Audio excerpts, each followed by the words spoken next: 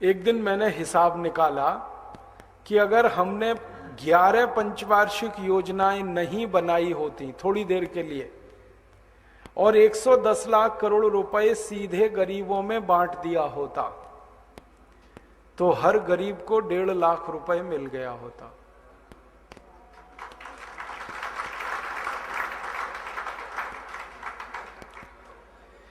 $110 लाख करोड़ रुपए सरकार ने खर्च किया योजनाओं पर, लेकिन गरीबी बढ़ती ही गई, कम नहीं हुई।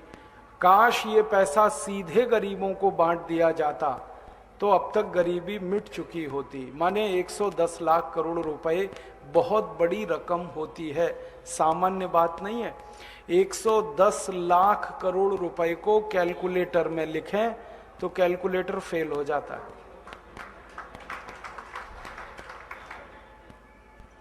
कैसे फेल हो जाता है? कैलकुलेटर में 12 अंक आते हैं और 110 लाख करोड़ लिखने में 16 अंक लगते हैं।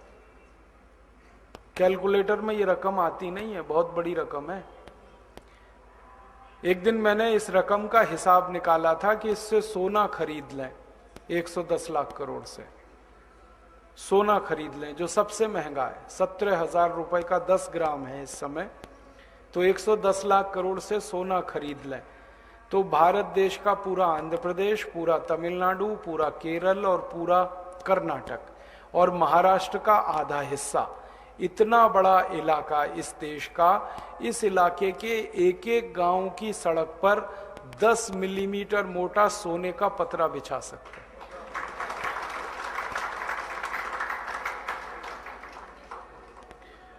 और दूसरा कैलकुलेशन बताता हूं कि अगर सोने का पतरा 10 मिलीमीटर से 5 मिलीमीटर कर दे तो भारत के 6,38,365 सभी गांवों की सड़कों पे बिछा सकते हैं। इतनी बड़ी रकम है 110 लाख करोड़, मामूली रकम नहीं है जो खर्च हुई है। अब एक तरफ 110 लाख करोड़ का खर्चा भी हो गया और गरीबी भी नहीं मिटी। ये अफसोस की बात है। या तो ये पैसा खर्च ना हुआ होता तो हम दिल पे पत्थर रख लेते कि गरीबी इसलिए है कि हमारे पास पैसे ही नहीं खर्च करने को। लेकिन एक तरफ हमने 110 लाख करोड़ खर्च भी करा दिया और गरीबी भी नहीं मिटी देश की।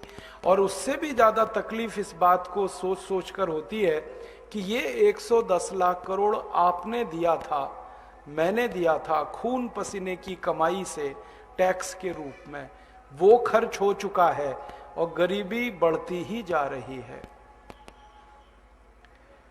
दुनिया में 200 देश हैं इस समय। इन 200 देशों की एक सूची बनाई जाती है हर साल। संयुक्त राष्ट्र महासंघ नाम की जो संस्था है दुनिया की, ये सबसे गरीब देशों की एक सूची बनाती है हर साल। तो पिछले साल की सूची बनी और उसमें बताया उन्होंने कि 86 देश दुनिया में सबसे ज्यादा गरीब हैं, अत्यंत गरीब। अगर हिंदी में एक शब्द में इस्तेमाल करूं, महादरिद्र 86 देश हैं। और उन 86 देशों की सूची में भारत का नंबर 70वां है। इसका अर्थ समझ लीजिए, दुनिया में 69 देश हमसे ज्यादा अमीर हैं, जो महादरिद्र हैं वो हमसे भी ज्यादा अमीर हैं। हमारी स्थिति उन महादरिद्र देशों में भी सबसे नीचे है, 70वें नंबर पे। मतलब सीधा सा ये है, दुनिया में जो 86 देश महादरिद्र हैं उनमें से भारत से ज्यादा दरिद्र देश 16 ही हैं। और उन 16 में 2 देश तो वही हैं जो भारत के अंग हैं, पाकिस्तान और बांग्लादेश। भारत का नंबर है उस सूची में 70, पाकिस्तान का नंबर है 71, बांग्लादेश का है 72। तो ये 70, 71, 72 तो एक ही कुनबा है,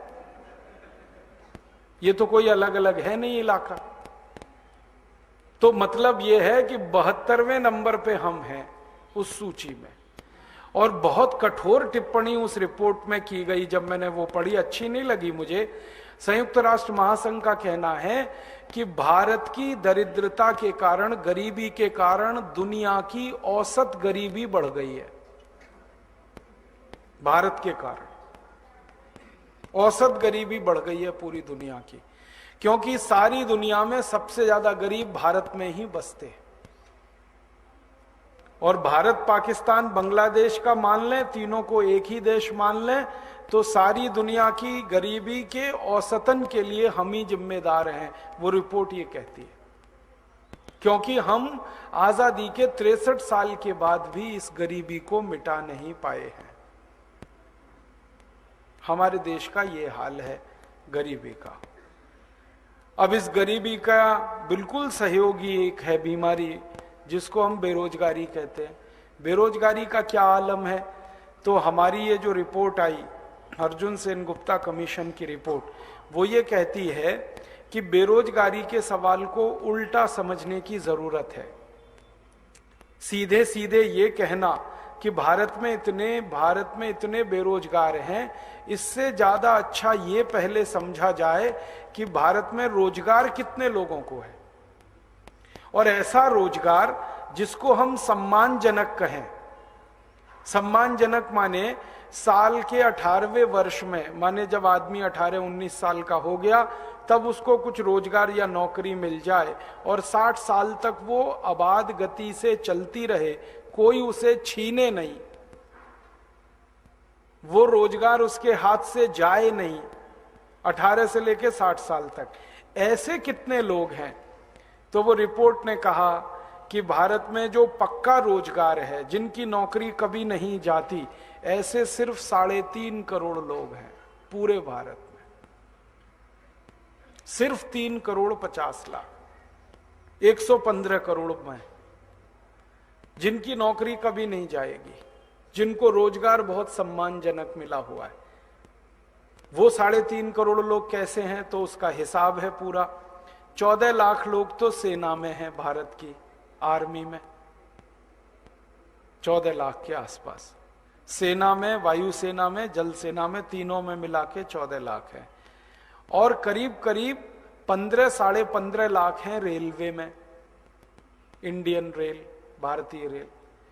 और करीब करीब 17 लाख हैं बैंकों में, भारत की जितनी भी बैंकें हैं। और करीब करीब 15-15.5 लाख हैं बीमा कंपनियों में, एजेंट से लेकर ऊपर तक। और करीब करीब 44 लाख के आसपास हैं केंद्र सरकार के पब्लिक सेक्टर में, जैसे BHEL है, भारत हैवी इलेक्ट्रिकल्स लिमिटेड है, steel authority of India limited है। ऐसे भारत के 244 पब्लिक सेक्टर हैं। फिर उसके बाद केंद्र सरकार का जो मंत्रालय है, प्राइम मिनिस्टर का ऑफिस है, फिर बाकी 90 मंत्रियों के ऑफिसेज हैं, तो ऑफिसेज में काम करने वाले हर स्तर के कर्मचारी, तो कुल मिलाकर सरकार के तंत्र में जो काम करते हैं। और इसमें वो भी मैंने जोड़ दिए, राज्य सरकारों के जो कर्मचारी हैं, राज्यों के 33 राज्यों के राज्य स्तर के कर्मचारी, मुख्यमंत्री, राज्यपाल, राज्य के मंत्री, ये सब जोड़कर कुल 3.5 करोड़ लोग हैं जिनको पक्का रोजगार है, जिनको सम्मानजनक नौकरी है। और जरूरत पक्के रोजगार की भारत में 64 करोड़ लोगों को है। जरूरत मतलब 64 करोड़ लोगों को सम्मानजनक काम चाहिए, उसमें से 3.5 करोड़ को मिला हुआ है। इसका माने 60.5 करोड़ लोगों को दर दर भटकना है रोजगार के लिए। इन 60.5 करोड़ लोगों में कुछ लोग हैं जो खेती करते हैं, लेकिन खेती में सम्मानजनक खेती करने वाले मुश्किल से 10 से 15 करोड़ ही हैं जिनके पास 10 एकड़ से ज्यादा जमीन है। सम्मानजनक खेती वो कर पाते हैं। बाकी की जमीन ही 2 एकड़ से कम है भारत में किसानों की, तो उनको सम्मानजनक नहीं माना जाता, क्योंकि उनकी खेती तो घाटे में रहती है। 2 एकड़ से कम जमीन, ऐसे भारत में 85% किसान। अब ये जो 85% किसान हैं जिनकी 2 एकड़ से कम जमीन है, यही लोग दर बदर की ठोकरें खाते हैं। कभी सड़क पर रिक्शा चलाते हैं, कभी कहीं किसी का ईंट गारा बनाते हैं, कभी कहीं कोई ठेली लगा लेता है, सब्जी बेच लेता है, कभी कोई फुटपाथ पर कोई सामान रख के उसे बेच लेता है। इस तरह के रोजगार में वो लगे हुए हैं। हमारे देश में जिसको अनऑर्गेनाइज्ड सेक्टर कहा जाता है, असंगठित रोजगार का क्षेत्र, उसमें ये 60 करोड़ 50 लाख लोग हैं जिनकी 12 महीने की कोई भी रोजगारी पक्की नहीं है। किसी को साल में 2 महीने काम मिलता है, किसी को 4 महीने मिलता है, किसी को 3 महीने, किसी को 6 महीने, ऐसा उनका चलता है। और इनके ऊपर समय समय पर पुलिस के डंडे चलते रहते हैं। वो बेचारे कहीं सड़क पर बैठे हैं, खोमचा लगा के, पुलिस वाला आएगा मारेगा डंडा और नगर पालिका वाला आएगा ले जाएगा पैसे उनसे। रोज भुगतते हैं वो इस बात को। तो 60.5 करोड़ लोग इस देश में दर बदर की ठोकरें खाने को मजबूर हैं, जिनको काम चाहिए और काम नहीं है हमारे पास। खेती हमारे देश में अब इतने घाटे में चली गई है कि इस पर जिंदा रहना संभव नहीं है लोगों का। इतने घाटे में आ गई है खेती। क्योंकि खेती के घाटे में आने का सबसे बड़ा कारण है किसानों के काम आने वाला जो यूरिया, डीएपी, सुपर फॉस्फेट है, किसानों के काम आने वाला जो एंडोसल्फान, मेलाथियान आदि आदि कीटनाशक दवाएं हैं, ये पिछले 20 सालों में इतनी महंगी हो गई हैं कि गरीब किसान के बूते का नहीं रहा अब उनको डालना। पहले यूरिया का एक कट्टा 50 किलो का 70 रुपए का था, अब 300 रुपए का हो गया और 2-3 दिन के बाद वो 350 का होने जा रहा है। डीएपी पहले 3 रुपए किलो था, अब 24 रुपए किलो हो गया। 2-3 दिन के बाद ये 28 रुपए किलो होने जा रहा है डीएपी। सिंगल सुपर फॉस्फेट 8 से 10 गुना महंगा हो गया। किसानों के काम आने वाला डीजल जो कभी 3 रुपए 20 पैसे, 3 रुपए 50 पैसे लीटर था, अब वो 38 रुपए लीटर हो गया। तो किसानों के काम आने वाली हर चीज महंगी पे महंगी हो रही है और किसान की पैदा की गई चीजें सस्ते से सस्ती बिक रही हैं। गेहूं, चावल, चना, दाल, मटर। तो खेती इतने घाटे में है कि हर दिन 1 मिनट में इस देश के 33 किसान खेती छोड़ देते हैं। हर दिन 1 मिनट में 33 किसान खेती छोड़ देते हैं। अब आप अंदाजा लगाओ, 1 मिनट में 33 किसान खेती छोड़ते हैं तो एक दिन में कितने मिनट होते हैं और 1 साल में कितने मिनट होते हैं। हर मिनट में 33 किसान खेती छोड़ते हैं। कहां भागते हैं? शहर में भागते हैं। किसके लिए? रोजगार के लिए। शहर में कोई रोजगार रखा है उनके लिए? वो दिल्ली जाते हैं, बंबई जाते हैं, कलकत्ता जाते हैं, मद्रास चले जाते हैं और अंत में जहां नहीं जाना चाहिए वहां पहुंच जाते हैं, झुग्गी झोंपड़ियों में। मुंबई में धारावी नाम का एक एरिया है, वहां की झुग्गी झोंपड़ियों में लाखों लोग रहते हैं, जहां हम 1 मिनट खड़े नहीं हो सकते। धारावी में इतना कीचड़, इतनी गंदगी, इतनी बदबू, हम 1 मिनट नहीं खड़े हो सकते वहां। और लोग वहां 20-20 साल से रहते हैं। मैंने देखा है झुग्गी झोंपड़ियों के आसपास सरकार की कुछ योजनाओं के सीमेंट के पाइप पड़े रहते हैं नीचे डालने के लिए। उन सीमेंट के पाइप में लोगों के सालों साल गुजरते। इस भारत देश में शहर की जो आबादी है ना, हैदराबाद, मद्रास, बेंगलोर, दिल्ली, कोलकाता, ये जो शहर माने जाते हैं, मेट्रोज, इनकी आबादी का 65% हिस्सा झुग्गी झोंपड़ियों में रहता है। 65% हर शहर का, इंक्लूडिंग हैदराबाद। हैदराबाद का भी यही हाल है, सिकंदराबाद का भी यही हाल। 65% हिस्सा झुग्गी झोंपड़ियों में रहता है। और मुझे इतना दुख है ये कहते हुए कि झुग्गी झोंपड़ियों में जितने एरिया में, जितने वर्ग फीट में 5-5 लोग रहते हैं, उतने क्षेत्र में तो जेल में कैदी भी नहीं रहते।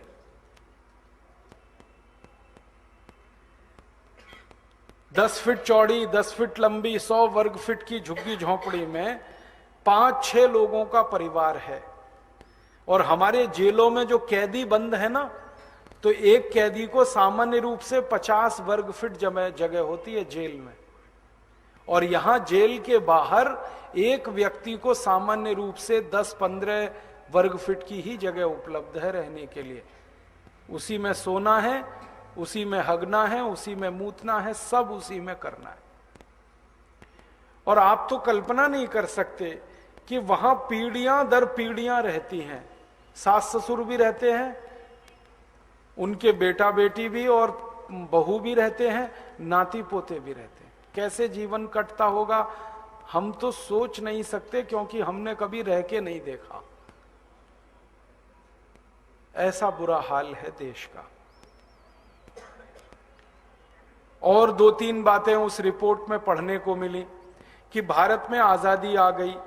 आजादी के बाद सबसे बुनियादी चीज जो हर व्यक्ति को चाहिए, स्वच्छ हवा, वो उपलब्ध नहीं है अब इस देश में। स्वच्छ हवा के बाद चाहिए स्वच्छ पानी, वो उपलब्ध नहीं है इस देश को। रिपोर्ट में कहा, अर्जुन सेन गुप्ता कमीशन की रिपोर्ट में 6,38,365 गांवों में से 5 लाख गांव में स्वच्छ पीने का पानी नहीं है लोगों के पास।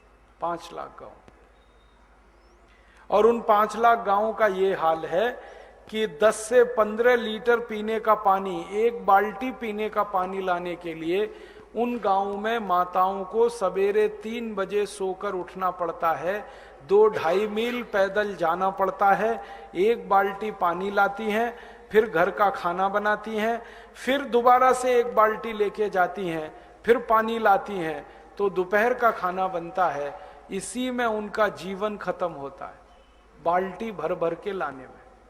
5 लाख गांवों का ये बुरा हाल है। रिपोर्ट का कहना है कि 5 लाख गांव के नागरिकों को जहां जरूरत है वहां पीने का पानी नहीं मिल पा रहा है। जहां जरूरत है, घर के सामने नहीं मिलता है। स्वच्छ हवा नहीं, पीने का पानी नहीं।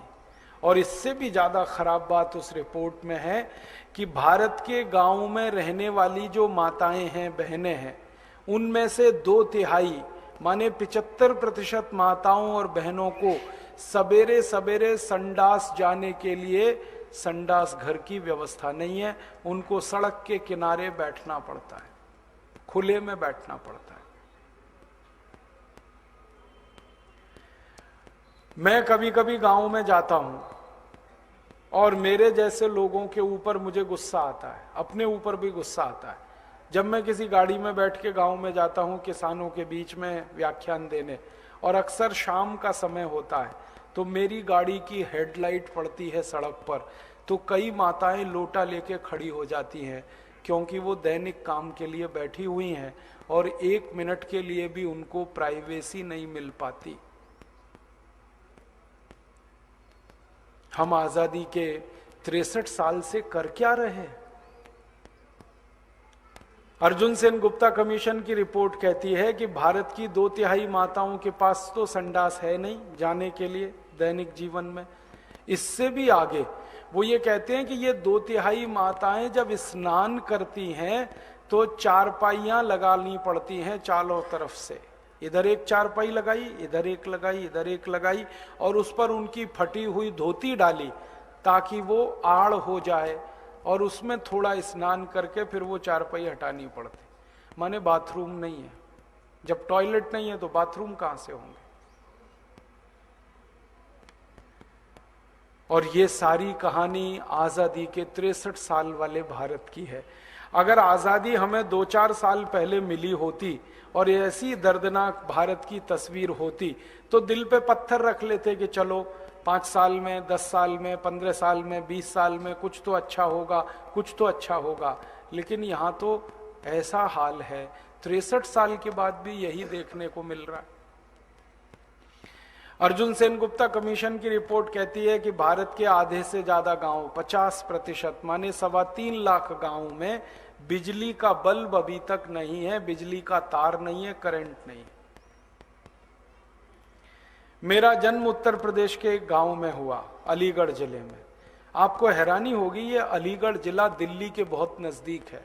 राजधानी वहां से 130 किलोमीटर दूर है और मेरा गांव अलीगढ़ से करीब 60 किलोमीटर, तो 190 किलोमीटर भारत की राजधानी से दूर मेरा गांव है।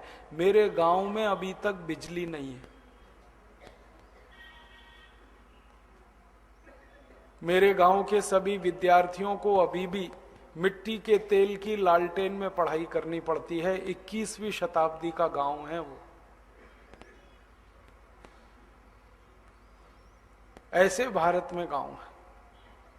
अर्जुन सेन गुप्ता कमीशन की रिपोर्ट कहती है कि भारत के 60% गांव, माने लगभग 4 लाख गांव में कोई चिकित्सक नहीं है, कोई डॉक्टर नहीं है, कोई हॉस्पिटल नहीं है, कोई दवा नहीं है।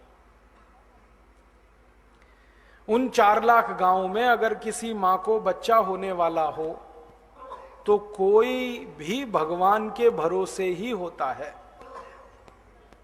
क्योंकि दूर दूर तक डॉक्टर नहीं है। या तो बच्चा मरता है या मां मरती है।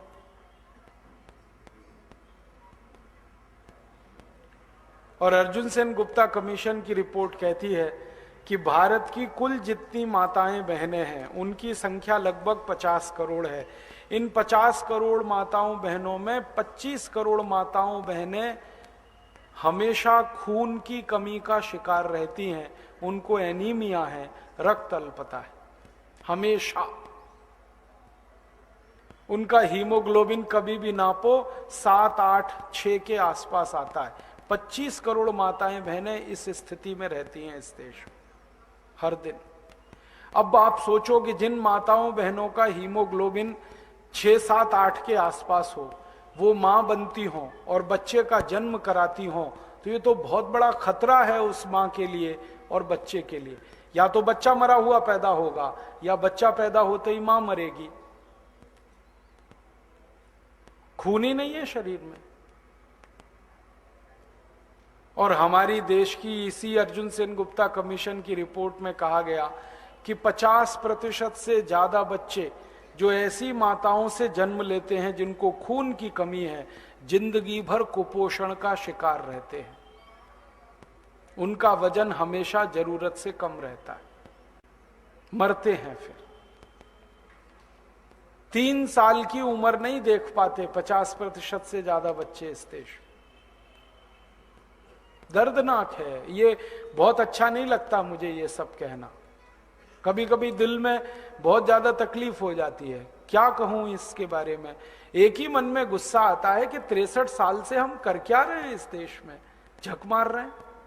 इतनी गरीबी, इतनी दरिद्रता, इतनी बेरोजगारी, इतनी बेबसी, इतनी लाचारी इस देश में।